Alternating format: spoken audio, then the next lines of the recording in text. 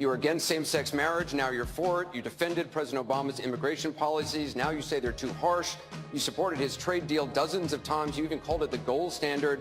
Now, suddenly last week, you're against it. Will you say anything to get elected? Well, actually, I have been very consistent over the course of my entire life. I have always fought for the same values and principles. Do you think New York State should recognize gay marriage? No.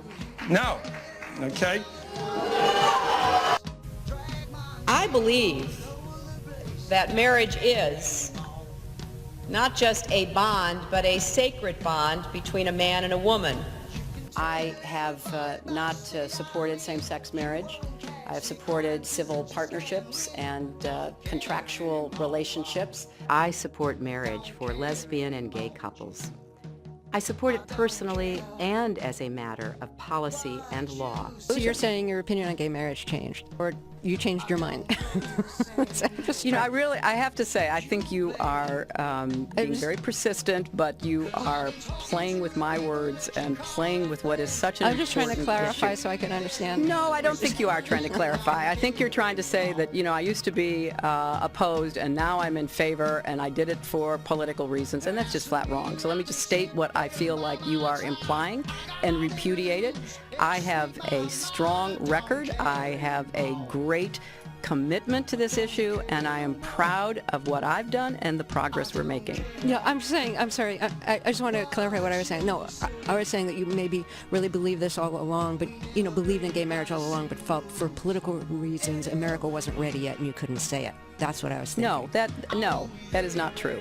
It really is great how long you've supported gay marriage. Yes. I could have supported it sooner. Well, you did it pretty soon. Could have been sooner. Fair point. Just in July, New Hampshire, you told the crowd you, quote, take a backseat to no one when it comes to progressive values. I take a backseat to no one when you look at my record in standing up and fighting for progressive values. Last month in Ohio, you said you plead guilty to, quote, being kind of moderate and center. Do you change your political identity based on who you're talking to? No, I think that like most people that I know, I have a range of views, but they are rooted in my values and my experience. You know, I get accused of being kind of moderate and center. I plead guilty. Just for the record, are you a progressive or are you a moderate? I'm a progressive. There have been questions about my emails, so I want to address that directly. I'm here to give you an update on the FBI's investigation of Secretary Clinton's use of a personal email system during her time as Secretary of State. I opted for convenience to use my personal email account, which was allowed. They were extremely careless in their handling of very sensitive, highly classified information. I thought it would be easier to carry just one device. She also used numerous mobile devices to send and to read email. We went through a thorough process to identify all of my work-related emails. The lawyers doing the sorting for Secretary Clinton in 2014 did not individually read the content of all of her emails And deliver them to the State Department. It's highly likely that their search missed some work-related emails. So that the emails were immediately captured and preserved. There was no archiving at all of her emails. That was my obligation. I fully fulfilled it. They deleted all emails they did not produce to state, and the lawyers then cleaned their devices in such a way as to preclude complete forensic recovery. There were no security breaches. It is possible that hostile actors gained access. There is no classified materials. 110 emails contained classified information at the time they were sent or received. I'm certainly well aware of the classification requirements and did not send classified material. Even if information is not marked classified in an email, participants who know or should know that the subject matter is classified are still obligated to protect it. At the time, this didn't seem like an issue. None of these emails show any kind of unclassified system. I represented Wall Street as a senator from New York, and I went to Wall Street in December of 2007, before the big crash that we had, and I basically said, cut it out. Quit foreclosing on homes. Quit engaging in these kinds of speculative behaviors. Now, who's exactly to blame for the housing crisis? I think there's plenty of blame to go around. Home buyers who paid extra fees to avoid documenting their income should have known they were getting in over their heads. Of course we have to deal with the problem that the banks are still too big to fail. We can never let the American taxpayer and middle-class families ever have to bail out the kind of speculative behavior that we saw. But we also have to worry about some of the other players. AIG, a big insurance company, Lehman Brothers, an investment bank.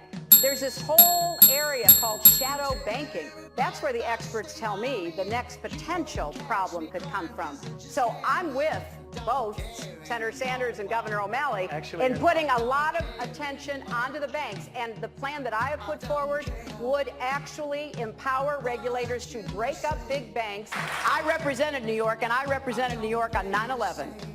When we were attacked, where were we attacked? We were attacked in downtown Manhattan, where Wall Street is. I did spend a whole lot of time and effort helping them rebuild. That was good for New York, it was good for the economy, and it was a way to rebuke the terrorists who had attacked our country. 9/11 was bad. I agree with that.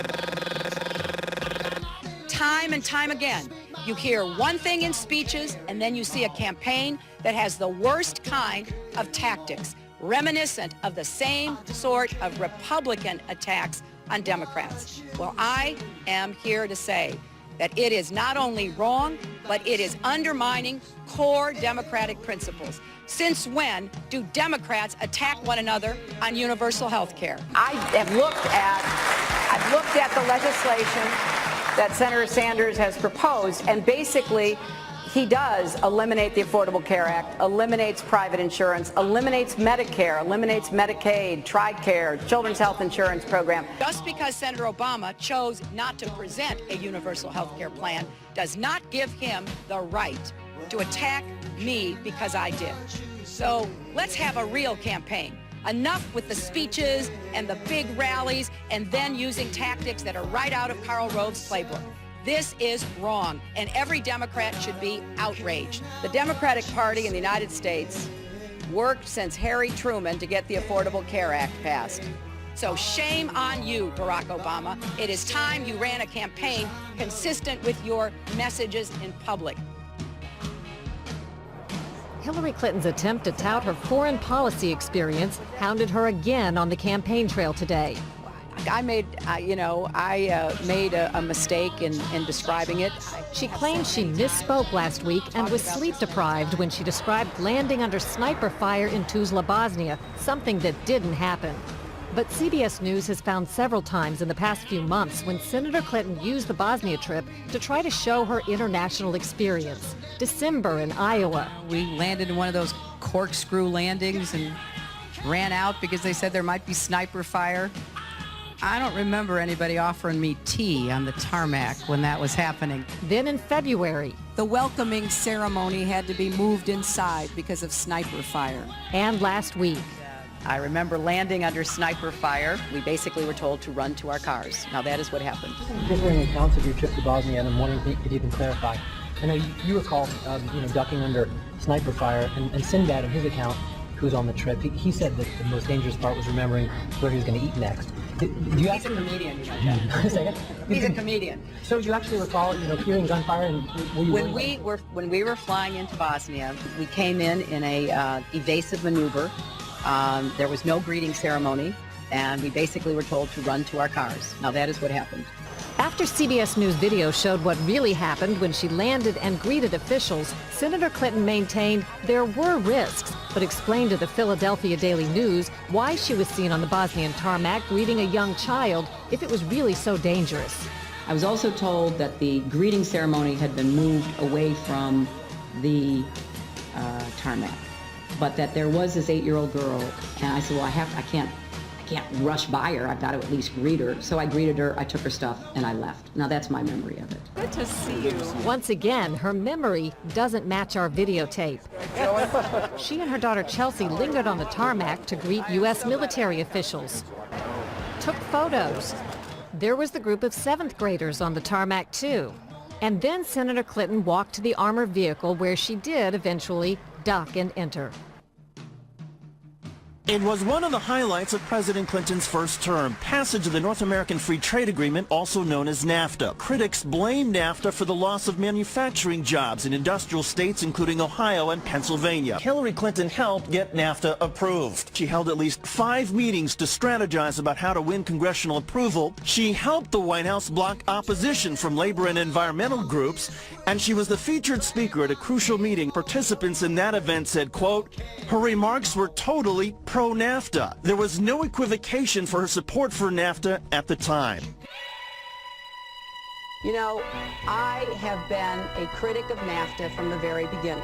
My concerns about NAFTA expressed years ago have been well documented and verified. I didn't have a public position on it. I have spoken consistently against NAFTA. And if you look at what I have been saying, it has been consistent. I have been consistent. You can go back and look at from the very beginning. I was one of the voices in the administration warning about NAFTA. You said it was good on balance for New York and America in 2004, and now you're in Ohio, and your words are much different, Senator. The record is very clear. Well, you don't have all the records because you can go back and look at what I've said consistently.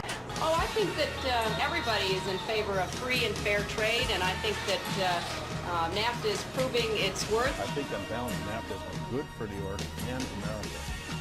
Was NAFTA a mistake? NAFTA was a mistake to the extent that it did not deliver on what we had hoped it would. Your opponents are saying that that's really part of a larger pattern with you, that you often avoid taking firm positions on controversial issues.